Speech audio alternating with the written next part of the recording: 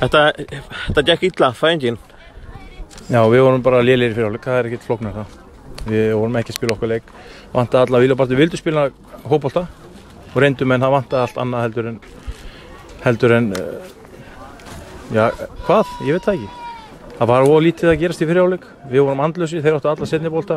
Þeir voru grimmari ná í honum og það var svona, við áttum held í flest allir töluvert inni eftir fyrir hálfleik. Þannig að fæðing erfið, jú, þetta er erfið fæðing en við náttúrulega trúum á okkur og trúum að við getum unnið leik þar áttur 1-0 undir í hálfleik. Og ég held að strákurinn hafi sýnt að seinni hálfleik að sigurviljinn er mikill og trúin á liðið er mikil. Þannig að þetta var erfið fæðing en fæðingin heppnaðist, það er það sem skiptir máli. Nákvæmlega.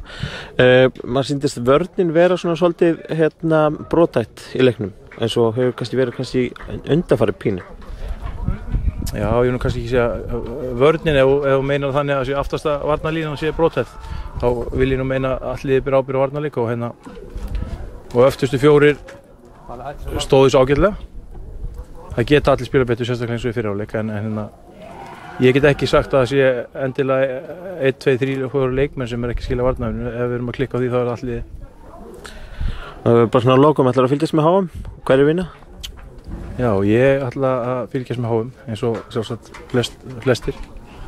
Ég ætla að halda með Englandi og svo hefur maður alltaf eitthvað til vara. Ég er hálfur Spánverji, eða það segja sem er. Þannig að ég ætla að vera svona pínu skotinn í Spánverjunum en ég er hræddur Argentínu að vinna þetta samt. Já, ok.